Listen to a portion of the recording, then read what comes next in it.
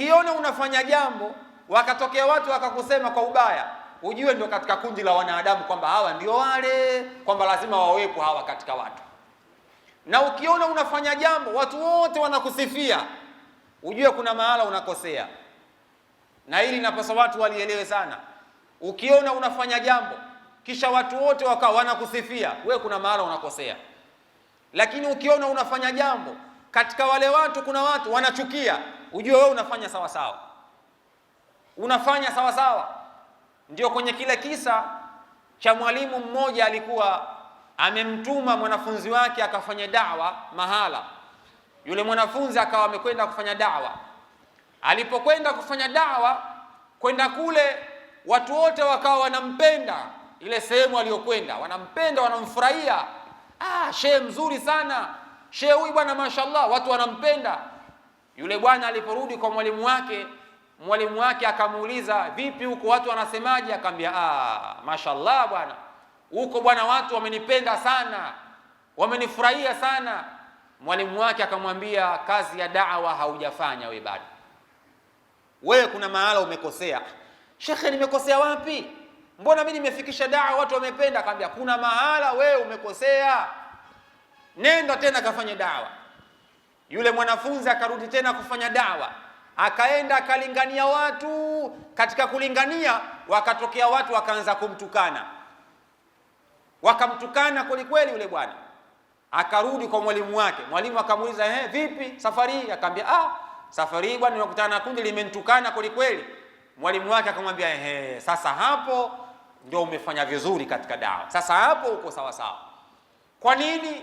Kwa sababu kwenye kuamrisha mema lazima kuna baadhi ya mambo ukutane nayo.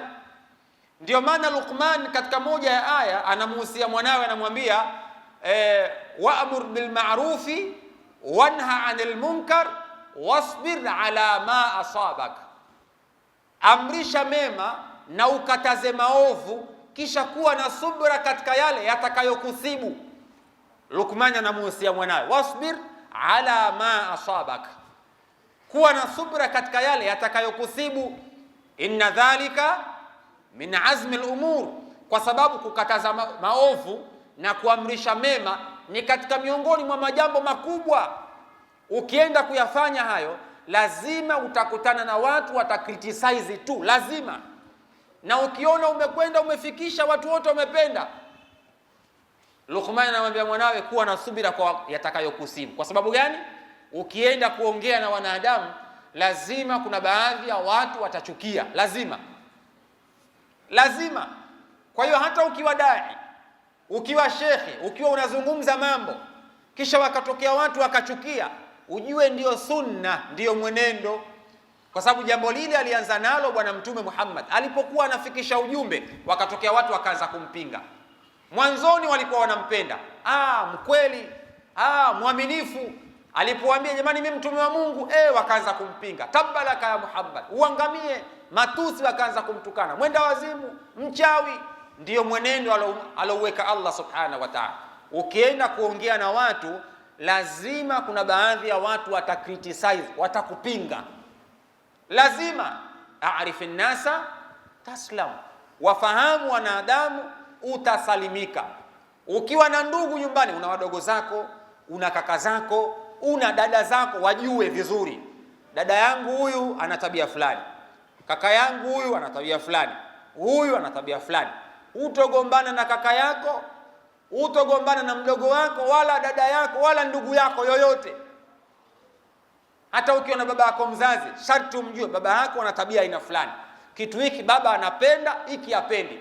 Baba ana tabia aina fulani, umjue. Ukishamjua huwezi kugombana na baba yako, kama huwezi kugombana nao, huwezi kugombana na baba yako. Baba anasema nirudi nyumbani saa 2, wewe saa 1:30 upo nyumbani. Ushamjua, a'rifin nasa taslam, wafahamu wanadamu utaishi salama. Baba yako anakuambia urudi saa 2, wewe unarudi saa 4, utagombana naye tu, kwa vyovyote utagombana naye tu. Baba yako anakuambia usivae nguo za kubana, wewe unavaa nguo za kubana, utagombana naye kwa sababu yeye hapendi hicho kitu. A'rifin nasa taslam, wafahamu wanadamu utaishi kwa usalama. utasalimika, utaishi kwa raha, utagombana na mtu kwa sababu unamjua. Waswahili wanasema zimu likujualo alikuli likakwisha. Yaani mtu ukishamjua kuna baadhi ya vitu unaepukana naye, kuna baadhi ya vitu vitimbi vyake unaepukana navyo. Lakini mwanadamu usipomjua anaweza kukupa tabu sana kwenye maisha yako. Na ukimwona mtu ana tabia aina fulani usimchukie, kwa bwana mimi usimpendi. Kiumbe aliyeumbwa na Allah subhanahu wa ta'ala utakiwi kusema simpendi kwa sababu ana tabia aina fulani. Hapana, we tambua ya kwamba yale ndio maumbile yake na ile ndio tabia yake. Mimi niishi kwa tabia yake yule aliyokuwa nayo, na wewe ishi na watu kwa tabia zako. Sheikh wa mkoa ana maneno yake, Sheikh Walid ibn Sheikh Al-Hadi Omar Kawamba, Mwenyezi Mungu amhifadhi kaka yetu, ana maneno yake, anasema ishi na watu kwa tabia zako, usiishi na watu kwa tabia zao.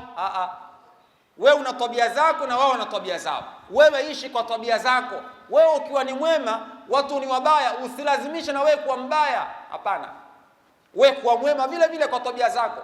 Huenda yule akabadilika akafuata tabia zako. Wewe ukitaka kuishi kama wanavyoishi wale utaharibikiwa. A'rifin nasa taslam, wafahamu wanadamu, utasalimika kwenye maisha yako. Utasalimika kwenye maisha yako. Usione wewe ukawa una gari, una pikipiki yako au una kitu chako, ukashangaa ukaona mtu anachukia, jamaa siku hizi ana basikeli anaringa yule bwana. A'rifin nasa taslam, kwamba ukiwa na kitu lazima kuna watu watachukia kwamba kwa nini yule? Kwa nini yule awe fulani? Kwa nini awe mjumbe nyumba kumi? Kwa nini yule awe mwalimu pale? Kwa nini huyu awe hivi? Kwa nini ile? Kwa nini ile? Ndio wanadamu wenyewe walipo pale. Ile kwa nini ile ndio kwenye wanadamu pale walipo. Sasa kuna watu wanashindana na Allah subhanahu wa ta'ala. Sasa wewe upase kushindana nao. Kuna baadhi ya vita mwanadamu hapasi kugombana na wanadamu wenzie. Vita ile inapaswa muachie Allah subhanahu wa ta'ala. Kwa mfano, Mwenyezi Mungu amekupa neema ya aina fulani, na watu wakawa wanalazimisha kutaka kuipora, kuichukua ile neema. Sasa utagombana nao wale watu. Ile neema aliyokupa ni Allah subhanahu wa ta'ala. Ile neema aliyokupa ni Allah. Mwenyezi Mungu ndo anaweza kugombana nao wale, sio wewe, kwa sababu wewe hujajipa mwenyewe. Aliyekupa ni Allah subhanahu wa ta'ala. Dhalika fadlullahi yu'tihi man yasha, ni fadla za Allah subhanahu wa ta'ala. Mwenyezi Mungu anampa amtakaye. Kwa hiyo ikiwa aliyekupa ni Mwenyezi Mungu, Mwenyezi Mungu ndo anajua namna ya kuilinda ile neema yake aliyokupa. Yule ambaye anatamani wewe uwe hivi. Unajua kuna baadhi ya wakati mjini hapa kuna mtu anaweza akawa anachukia hata mtu tu kuwa katika nafasi ya aina fulani. Mtu anachukia kabisa, anachukia kwamba huyu kwa nini yupo hapa? Kwani huyu hawezi bwana, yule hajui bwana, yule hivi bwana, yule ana elimu bwana, kwa nini yuko pale? Mtu anachukia kwenye nafsi yake yani. Dhalika fadlullahi yu'tihi man yasha. Brother, ni fadhila za Allah subhanahu wa ta'ala, anampa mtakaye. Unamuona mtu kawa tajiri unaanza kuchukia, kwa nini? Brother, unachukia kitu ambacho Mungu kaamua ampe mtu fulani, wewe kakunyima. Sasa ukiwa unachukia, maana yake unatangaza vita na Allah subhanahu wa ta'ala. Wa in ta'uddu ni'matallahi la tuhsuha, neema za Allah subhanahu wa ta'ala hazihesabiki. Yule kapewa neema hii, yule kapewa neema hii. Ukiona Darsa TV bwana Abu ana subscribers mengine 200,000, usije ukawa unachukia bwana Singo, ukaona kwa nini jamaa ana followers wengi, ana subscribers wengi, unachukia. Dhalika fadlullahi yu'tihi man yasha, Mwenyezi Mungu anampa mtakaye. Na ukiwa unataka kuchukia kwa nini huyu kawa hivi, ujue wewe unagombana na Mungu, utapata tabu. Tena vita unayoitangaza Singo utoiweza, utadhalilika, kwa sababu aliyefanya vile ni Allah subhanahu wa ta'ala. Wewe vita na Mungu utaiweza? Uiwezi. Kwa hiyo mwisho wa siku utashindwa tu. Kwa hiyo kuna baadhi ya vitu Mungu anakuwa amewapa watu, wewe muache yule mtu aliyopewa na Mungu jambo lake. Mungu ndio kaamua kumpa. Mwenyezi Mungu anajua mwenyewe kamchagua yule ampe, wala usipate tabu na jambo lake. Lakini ukiwa unapata tabu, kwa nini kapata, kwa nini hivi, huo ubinadamu ambao unauleta kwa mtu mwingine unakuwa unasababisha kutengeneza chuki baina yako na Allah subhanahu wa ta'ala. Sasa ukiwajua wanadamu, umeyajua maisha kwenye maisha yako. Ukiwafahamu wanadamu kwenye maisha yako, umewafahamu maisha. Ukiwa unasali msikitini, sharti ujue mzee Teta sana tabia ina fulani, Sheikh Juma ana tabia ina fulani, Abedi tabia fulani, fulani tabia. Yaani unamjua mtu fulani fulani fulani fulani. Alafu wewe unajua namna ya kuishi naye. Kwa sababu mjini hapa ilivyo, kuna baadhi ya wakati kuna watu unaishi nao kichina china tu. Mkikutana salamu alaykum, yaani unachekiana lakini unamjua yule anipendi yule. Lakini ukutana salamu alaykum. Yaani unafurahia tu mdomoni lakini ushamjua tabia yake fulani. Yule mfitinishaji, kuna mtu akija tu kwako unajua kuna umbea hapa unakuja. Na kwa vyovyote atakuletea habari ya umbea, kwa vyovyote tu, kwa sababu ushamjua kwamba huyu akija ni umbea. Kwa hiyo akija jambo lake unachukua unaweka kifuani, unaongea hamna shida bwana, hamna shida, unaachana naye. Ushamjua, usimkatae. Kwa sababu ukimkataa unatengeneza adui.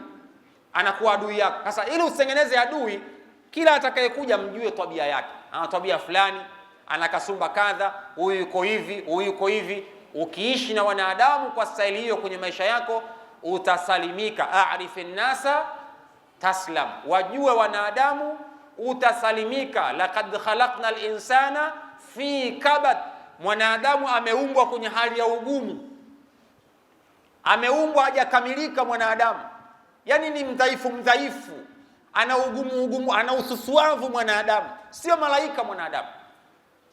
Malaika ndio Mwenyezi Mungu amewaepushia na madhambi na maasiya.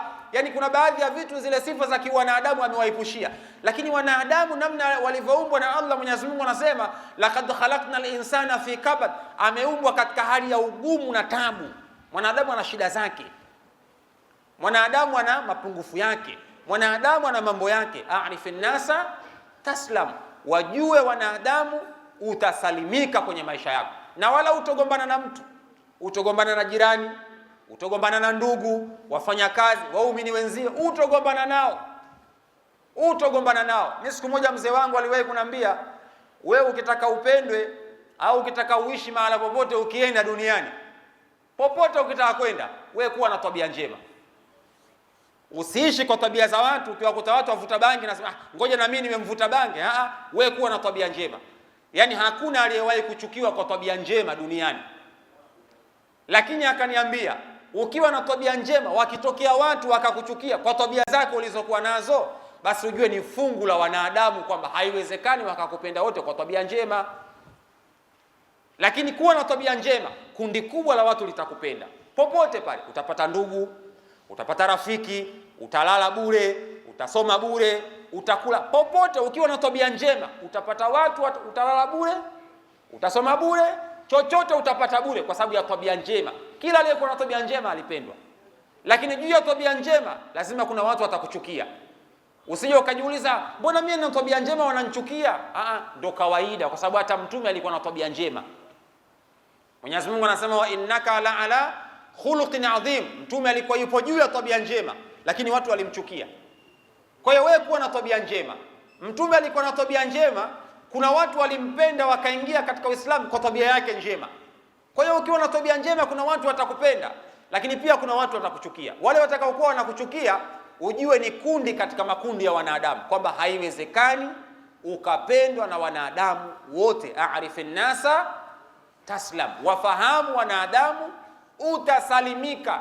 Usikubali kupendwa na watu wote, usikubali kwenye maisha yako, na haiwezekani. Na ukiona kuna watu kama tunakupenda, ujue kuna wanafiki wapo. Ukiona kundi lote msikitini hapa wanakwambia sheikh tunakupenda, ujue kuna watu wanafiki. Uongo, haiwezekani.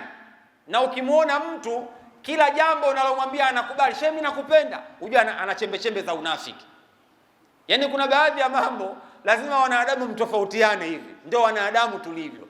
Lakini ukiona tunakupenda, ujue kuna wanafiki humo. Wengine wanakung'onga kwenye kimoyo moyo, anakuambia sheikh utakuwa wewe bwana, sheikh utakuwa wewe, lakini ukiona sheikh tunakupenda bwana, tunakupenda. Kwa hiyo kwenye maisha yako ishi ukiwa unajua kwamba wanadamu wana mafungu. Unawakategorize watu kwamba huyu hivi, huyu ana tabia moja, huyu yuko hivi, huyu yuko hivi. Lakini usiwe na tabia mbaya ya kumgrade mtu kwa hali yake aliyokuwa nayo. Yaani mgrade mtu, mkategorize mtu kwa tabia yake, sio kwa hali yake. Usije unachagua huyu nimpe heshima hii kwa sababu ana uwezo huu wa kipesa, huyu ana tabia, ana uwezo huu nimpe heshima. Maana kuna binadamu wako hivyo, yani anampa mtu heshima kutokana na uwezo wake aliyokuwa nao. Akija mzee Tetas hapa, kwa sababu unajua huyu anauza kuku sokoni, huyu ni mheshimu, naweza nikapata kuku bure. Akija mtu fulani hapa, unajua pangu pakavu tia mchuzi, umheshimu kwa sababu ana cha kunipa. Usiishi hivyo na watu. Wakategorize watu kwa tabia zao, kwamba huyu ana tabia ina fulani, niishi na hivi. Huyu hivi, niishi na hivi. Lakini watu kwa hali zao, ishi nao wote kwa wema na kwa tabia zako njema. Utajikuta watu wote unaishi nao vizuri, na wala uchukii kwenye maisha yako, na wala ujiulizi kwa nini, kwamba kwa nini ananichukia, kwa nini ananitukana, kwa nini hivi. Kuna mtu mmoja mimi namjua, nimalizie tu adhini, ilikuwa kazi yake kwenda kulisha wagonjwa pale Muhimbili pale, kazi yake kwenda kulisha wagonjwa. Anachukua vyakula, mikate, anapeleka. Wakatokea watu wakamwambia, unajua yule jamaa anapokea misaada kutoka Warabuni, wanampa mamilioni ya pesa yule. Yeye badala ya kuwapelekea maini wagonjwa anawapelekea mikate. Jamaa yule akazipata taarifa, jamani, mimi natoa pesa zangu mfukoni, natengeneza mikate hapa na uji kwa wagonjwa. Mtu anasema napewa fungu kutoka Warabuni. Fungu gani? Yule bwana akaacha kupeleka mikate pale. Wanadamu walivyokuwa wabaya. Watu wakakaa naye wakamwambia yule bwana akasema hata haiwezekani, pesa yangu mwenyewe kisha initese. Yule bwana mpaka leo kakata mguu apeleke chakula pale kwa wagonjwa Muhimbili. Kwa hiyo kuna baadhi ya wakati unaweza ukawa unafanya wema, alafu huku kuna wanadamu kakupa shilingi ngapi? 500. Yule kapewa msaada wa 10,000 kakudhulumu 9,500 yule. Ndio binadamu wako hivyo. Yaani mwanadamu alivyo huwa anaongeza doti kwenye mambo. Mwanadamu alivyo. Hata kuna mtu kama unaweza kuwa unamsaidia kila siku, chukua 1,000 ya kula, kila siku unampa. Lakini ipo siku anaweza akawa anakaa na doubt, hivi huyu ananipa 1,000, au kuna sehemu anapewa 10,000 anipe 1,000 anipe 1,000 huyu? Yaani haamini kwamba wewe unamsaidia kumpa 1,000, anaamini wewe kuna sehemu nyingine unapata. Kuna wanadamu wapo kama kuku. Unajua kuku unaweza ukamwekea mahindi juu, lakini haamini kwamba yale mahindi yaliyokuwa juu ndio mahindi anapaswa yale, anachakua chini, anaamini kule chini ndio kuna mahindi mengine mazuri zaidi ya yale. Kumbe chini kuna mchanga. Sasa kuna wakati unaweza ukaona mfadhili mtu, alafu yule mtu anakuja mwisho wa siku anaanza kupekenyua kutaka kujua, kwani huyu anapata wapi hela? Mwisho wa siku anajikuta anaharibu na msaada wenyewe unakatika pale. Arifin nasa taslam, wafahamu wanadamu utasalimika kwenye maisha yako. Ukiwajua wanadamu haliwezi kukupa shida. Sasa kuna watu wanapata shida kwa sababu hawajui watu. Mimi na kawaida moja, mtu anaweza nikamjua ananichukia, lakini nikawa nacheka naye na namheshimu. Najua kabisa, au naweza nikasikia taarifa kanisema, lakini mimi simnunii kwamba huyu kanisema ni mnuni. Asalamu alaykum bwana, salamu bwana, lakini nishajua huyu hasidi kwangu, huyu kanisema, huyu anafanya kadha. Lakini nikikutana na wewe nakuchekea, tabasamu, lakini nishakujua, nitaishi na wewe kadri ya ulivyo. Ndio maana hata ukienda kuwafikishia watu wanasema balighin nasa biqadri haddi uqulihim, wafikishie watu kwa upeo wa akili zao. Yaani ukitaka kuongea na watu unawatazama, hivi hawa watu akili zao zimeishia wapi? Zimeishia hapa. Basi wewe ongea mpaka mwisho wa akili zao. Usije ukaongea nje ya akili zao, watakuwa hawakuelewi. Na wanadamu wako hivyo. Ukiwa unaishi nao wafahamu, huyo ananisemaga, unaitoa taarifa. Usije ukamaki, wewe unanisemaga, wewe hivi. Mwanadamu aliyemachua sawa sawa, aliyeelimika, akishamjua mtu anamsema, uamchukii, amuonyeshe.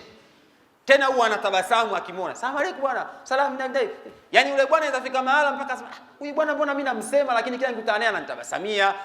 Yaani yeye mwenyewe kibinadamu nafsi yake inaanza kumpa tabu kwamba sasa mbona mimi namfanyia ubaya huyu mtu, mbona hana ubaya? Unajua kuna ile hali ya kibinadamu, mtu anakufanyia ubaya, alafu wewe unamfanyia wema, anaanza kujisikia vibaya yeye. Ukiishi hivyo na wanadamu, ujue utaishi kwa raha sana, kwa sababu itakuwa wewe ndio unawaharibu kisaikolojia, sio wao. Kwa sababu kuna baadhi ya wanadamu kazi yao ni kuharibu wenzao kisaikolojia. Hawapendi kukuona ukiwa na furaha. Wanapenda kukuona umechukia, wanakuprovoke, umetukana, umefanya hivi. Wanapenda kukuona hivi. Sasa wakikuona umetulia hivi wanaumia. Mbona tunamchokoza huyu, achokozeki huyu? Mbona huyu hivi? Kama alivyokuwa Mtume. Mtume alikuwa anafika hatua wanamchokoza, alafu Mtume alikuwa anacheka. Mtume alikuwa anatabasamu. Wanachukua vinyesi wanamwekea. Mtume anasafisha. Ikiwa kinyesi hajakiona, bwana mbona leo hujaenda kuweka kinyesi? Yani inafika mahala yule anayemfanyia ubaya mpaka wana bwana huyu mtu ninayemfanyia ubaya mbona ni mwema kwa kiwango hiki? Mtu anajikuta anaingia katika Uislamu. Kwa hiyo hata wanadamu hawa unaweza ukamjua mtu amekusema usichukie. Kibinadamu unaweza ukawa unachukia, lakini ili kumkomesha wewe kukutana naye tabasamu, alafu furahi, muonyeshe kwamba mimi najua unachokifanya, kisha wewe hujaninyima raha mimi nina furaha yangu na nina maisha yangu. Yeye sasa ndio atakuwa anaumia. Mbona huyu bwana mimi nahangaika kumshusha, kumsema, kumuondolea furaha. Mbona anaonekana na furaha? Mbona ashuki? Yeye ndio anaumia kwenye nafsi yake. Maana kuna binadamu kazi yao wao ni kuharibia watu furaha tu kwenye maisha. Akikuona una furaha ndio pale yeye anafurahi. Nimemkomesha sasa pale. Sasa ili wewe kuonyesha kuwa wewe hujachukia, wewe unatabasamu. Kwa hiyo kuna baadhi ya watu wanaweza wakawa wanakusema, lakini ukiwaona wala usiwaonyeshe kwamba wewe umejua. Au mtu akuletea umbea, unajua fulani anafanya hivi na hivi na hivi na hivi na hivi. Kuna mtu mmoja katika nchi alikuwa hatari sana, yule JK, mzee JK. Anatabasamu usoni muda wote hivi. Anaweza akawa umemfanya kitu kibaya kisha anatabasamu kutana. Anajua kwamba wewe mbaya wake lakini anatabasamu. Asa ile inamuumiza sana adui ile. Na mtu anaweza akafa kihoro hivi hivi kwa sababu anajua anakufanyia ubaya. Kisha wewe ukikutana naye unamfanyia wema. Ile inampa taabu mwanadamu kwenye nafsi yake. Kwa hiyo aarifi nasa taslam, wajue binadamu utasalimika kwenye maisha yako.